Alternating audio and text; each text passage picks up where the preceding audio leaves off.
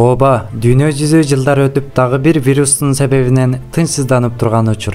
Бул жолкусунда душманыбыздын аты маймыл чечек. Жакында эле дүйнөлүк саламаттыкты сактоо уюму дүйнө жүзүнө өзгөчө кырдаал жарыялады. Албетте бул социалдык тармактарда да глобалдык маселе болууга жетишти. Бул эч оңой нерсе эмес. Тажи вирус учурунда баарыбыз кандай абалга түшкөнүбүз эсиңиздеби? Эч кимибиз ал күндөрдү эстегибиз келбейт. Бирок эксперттердин билдирүүсү жана бүткүл дүйнөлүк саламаттык сактоо уюмунун жарыясын карай турган болсок, андай күндөрдүн кайра келүү коркунучу толук ыктымал. Айрыкча ал вирус өтө эле коркунучтуу экендиги тынчсыздандырбай койбойт. Вирус десек, бизди шектендирген баарыбыздын оюбузга келген эмдөө жүргүзүү келет. Өзгөчө эмдөөгө болгон шектенүүлөр жада калса жаңжалга чейин алып барат. Эмнеге ишенип, эмнеге ишенбеш керектиги боюнча экиленип калдык. Ковид учурунда кимдер кандай ыкма дарыларды колдондуңуз эле? Оюңузду билдирип кетсеңиз, кызыгуу менен окуйм. Эми келиңиз, изилдөөлөргө таянып жарыялаган өзгөчө кырдаал эмне себептен болушу мүмкүн? Бизди кандай коркунучтар күтүп турат? Бул маймыл чечек вирусу деги эмне? Кандай жол менен жугат жана мунун дарысы барбы сыяктуу суроолорду изилдеп, вирусту жакындан тааныйлы. Биринчиден, өзгөчө кырдаал кандай учурда жарыяланат? Дүйнөлүк саламаттык сактоо уюму глобалдык ден соолукка коркунуч туудурган жагдайларда өзгөчө кырдаал киргизет. Бирок бул маанилүү чечим белгилүү бир шарттардын аткарылышына көз каранды. Эл аралык саламаттыкты сактоо эрежелерине ылайык өзгөчө кырдаалды жарыялоо үчүн 4 шарттын жок дегенде экөөсү аткарылышы керек. Бул өзгөчө кырдаал Дүйнө саламаттык сактоо уюму Конституциясынын 21 беренесине ылайык кабыл алынган. Бул мыйзам бардыгы болуп 196 өлкөгө тийиштүү. Өзгөчө кырдаалга себеп боло турган 4 шарттын биринчиси күтүлбөгөн өтө коркунучтуу болуусу. Экинчиси өлкөлөр арасында жайылуусу. Адамдардын ден соолугуна олуттуу таасир тийгизиши, акыркысы да өлкөлөр арасында саякат жана соода сатыкка тоскоолдук кылуусу. Маймыл чечеги эң азы булардын 2 шартын аткарган сыңары. Маймыл чечеги негизи 1958 жылы пайда болгон. Биринчи болуп лабораторияда вирус боюнча тажрыйба жүргүзгөн жаныбар маймыл болгондуктан ушинтип аталып калган. Демек бул вирус маймылдын себебинен келип чыккан эмес. Чыныгы бул вирусту алып жүргөндөр Африканын тропикалык токойдорунда жашаган кемиргичтер. Маймыл чечек оорусуна окшогон белгилери бар жаныбарлардан адамдарга жуккан вирус. Вирус биринчи жолу Демократиялык Конго Республикасында ортого чыкты. Биздин мезгилге чейин вирус бир гана Африка жактарда гана эндемикалык бойдон калган. Азыр болсо эмне өзгөрдү? Акыркы 10 жылдыкта маймыл оорусуна чалдыккандардын саны кескин көбөйдү. Адамдарга тездик менен жайылган бул вирус Африканы ашып, Америка, Европа жана Азия жактарга да бул вирусту жуктургандар көбөйдү. Ааламдашуу жана саякат мобилдүүлүгүнүн жогорулашы вирустун чегараны бузушуна алып келди. Бул вирус күнүбүздө monkeypox, кыскартылып да mpox деп эскерилет. Бул вирус жайылуусун токтотпой пандемия жарыяланса, таажи вирусуна COVID-19 ысымы ыйгарылган сыяктуу бул вируска да mpox 2024 делет. Симптом белгилерине карай турган болсок, маймыл чечеги көбүнчө грипп сыяктуу башталат. Дененин жылуулук даражасы жогорулашы, баш ооруу, булчуңдардын оорусу жана алсыздык.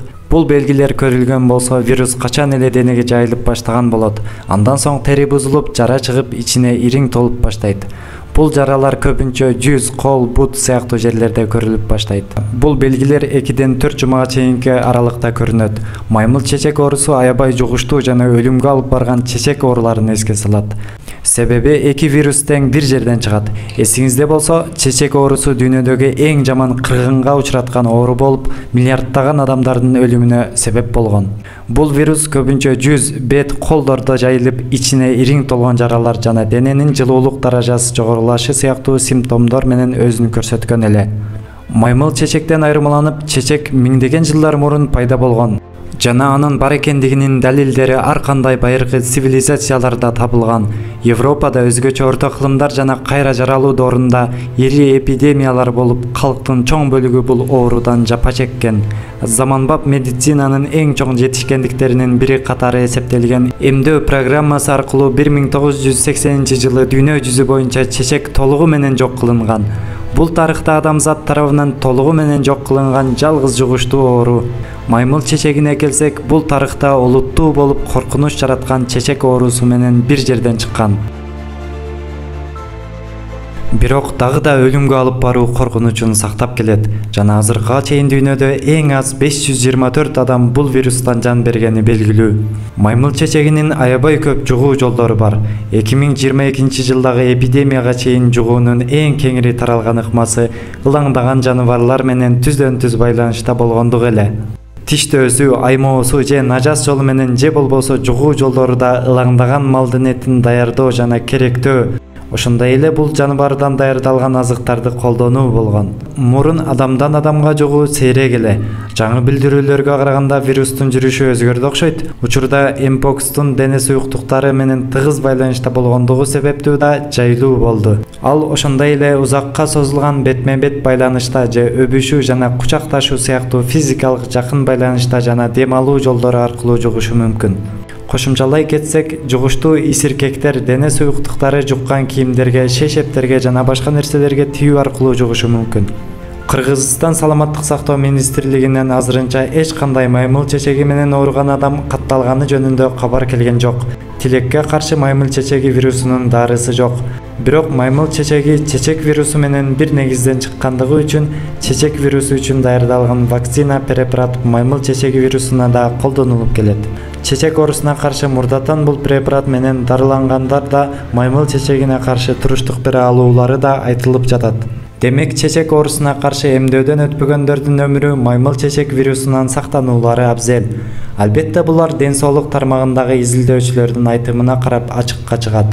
Дүйнөлүк саламаттык сактоо уюму COVID-19 вирусу үчүн да азыркы сыяктуу дүйнө жүзүнө өзгөчө кырдаал киргизген эле. Бул жарыядан 1,5 ай өткөндөн соң пандемия жарыялады. Маймыл чечек вирусу келечекте кандай таасирин тийгизет? Баарыбыз күбө болобуз. Бирок кандай болсо да бейиштей болгон Кыргызстаныбызды Аллах мындай коркунучтардан, апааттардан, кырсыктардан сактасын. Жана биз да бул үчүн ар кандай бузуклуктар болушуна жол бербешибиз керек. Ата-бабаларыбыз сактап бизге өткөрүп берген аманатты кийинки урпактарга жакшы абалда өткөрүп бериш ар бир патриот, айкөл жана имандуу эркек жана кыздардын милдети.